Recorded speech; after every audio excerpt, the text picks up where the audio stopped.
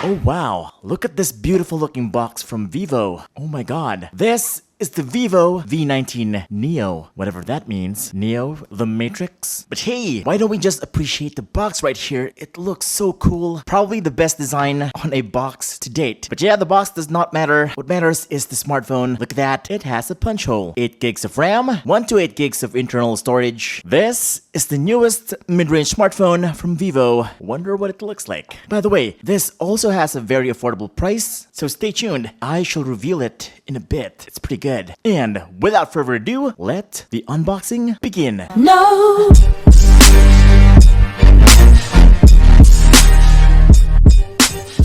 Okay, so it's time to open the big, beautiful looking box. Oh, that is a nice looking smaller box. What is this? Circular patterns, maybe for the camera? That is quite thick. Let us see what is inside. Oh, that's some nice packaging. So we got here the jelly case. That is the camera. Okay. We've got here the information guide and the warranty card. Here's the tech specifications, quick start guide, and their signature SIM ejector pin pasted on a cardboard. Alright. They also included the USB Type-C cable. Alright, nice and high quality. And that is pretty much it. For the small box, that is. This is the phone. Looking pretty beautiful. Let's check you out later, because there's some more in the box. Cardboard again. This is an 18-watt charger. 18 watts. And of course, very rare earphones on a mid-range device. Yeah, you don't see that on other brands. That's pretty rare, my friends.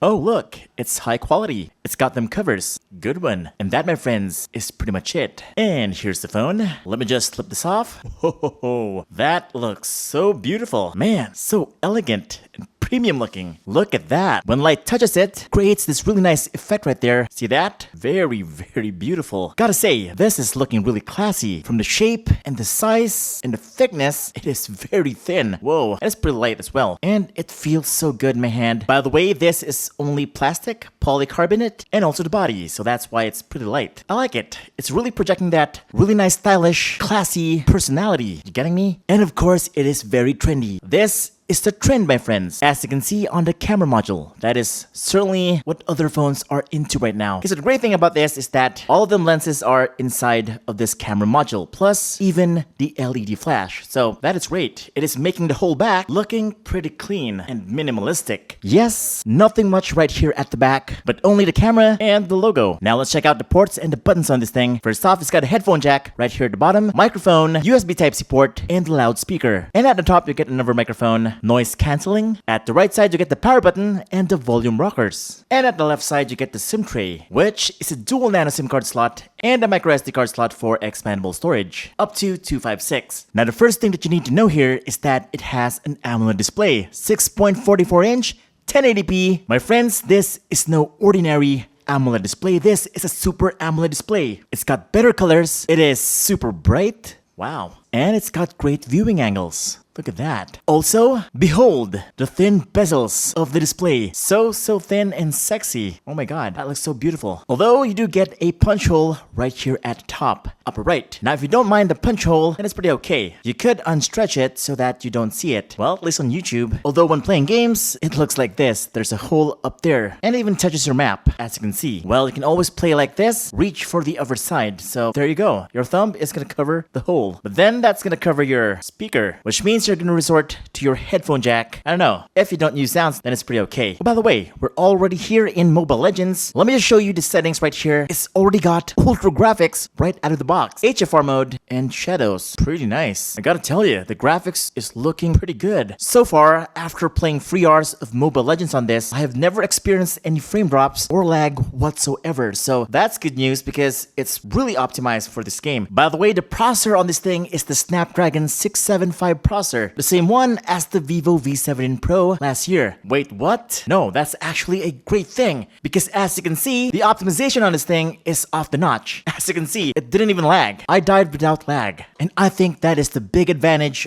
of this phone. You don't have to wait for any optimization or updates from the developers so that they can fix the problems because they're already fixed. It's already good to go out of the box, and that's what matters the most. It just works. Now, let me just show you the Antutu benchmark score on this thing, and I must say, it has grown quite a bit since the last time I saw it on the Vivo V19 Pro. The version is also different this time, so thus the bigger score, 229,000. And if you ask me, that is plenty powerful, especially in 2020. More than you'll ever need. Actually, look at that. That is so fast. Boom. Access this, access that. By the way, this is running on FunTouch OS 10, running on Android 10, of course. It's pretty fast, slick. Everything from social media is just super smooth. Look at that. Usually, on slow phones, you're gonna experience some slowdown when scrolling, but this, oh my god, that is just good to see. Plus, it's got system-wide dark mode. That's right, look at this. Facebook on dark mode. Don't get that on other phones. Yes, it's pretty much dark mode everywhere, even in Instagram, as you can see. I also noticed that it's kind of iPhone-ish. This looks like the iPhone interface. Instead of swiping up for the control panel, it's right down here. Nothing wrong with it, just a bit different from the usual, that's all. And what about heavier games like Call of Duty or PUBG? Well, just like I told you, the optimization is right there. It's got very high graphics and very high frame rates. And as you can see, it's very smooth. Although not 60 FPS, that is. Maybe about 40 FPS. And it sounds really good. I mean, it's not boomy or anything, but it's very clear. That's what matters. Contact with enemy. And it's not distorted on max volume, so that is what matters. Also, since it's Snapdragon, you're not gonna get any heating issues right here. I've been playing for 15 minutes and it's not hot at all. Overall, it's a great gaming device that I could recommend, and it doesn't hurt your wallet. Great job, Vivo. Now, what about the cameras? I'm happy to tell you that they are top-notch. 48MP main sensor, 8MP ultra-wide-angle lens, got a 2MP macro lens, and a 2MP depth sensor. And here are the photos. As you can see, they look astonishingly very beautiful. Vivo has been making great cameras these days. They are on point. They got the color right, sharpness, dynamic range. What you see right here looks somewhat like a DSLR photo. Yeah, you could mistake this as something that was taken from a DSLR. It looks so good. Image quality is just top notch. I mean, compared to other phones at this segment, this is up there with the best of the best. It even has night mode, so that is a nice touch. It brings better looking photos in low light. Now in video, I was surprised that it has stabilization. It is fairly good. That is in 1080p, 30 frames per second, it is well stabilized. You could say it's gimbal-like, but unfortunately, you're gonna lose that stabilization in 60 frames per second. Bummer. So 60 FPS is only usable when panning. No, by the way, it has 4K at 30 FPS. Pretty nice to have if you need the extra resolution. Just not a big fan of the colors. It's too saturated in 4K. Okay, so that's the Vivo V19 Neo, or Neo. It's a cool phone. Very good looking, has a great display, well-optimized apps, and the best of all, wonderful cameras. So, how much? Well, it's only 17,999 pesos only. That's for the 8128. Okay, like I told you, the price is really good for this phone, and I'm just glad that Vivo has put out two phones for the Vivo V19 lineup. That's right, two good-looking, very eye-catching phones, I must say. And so far, I am falling in love with the Vivo V19 Neo, but we'll have to see. There is still its bigger brother, the Vivo V19. For me, it looks really shiny. And look, a mirror. Yes, this is the face of this voice. I'm just kidding.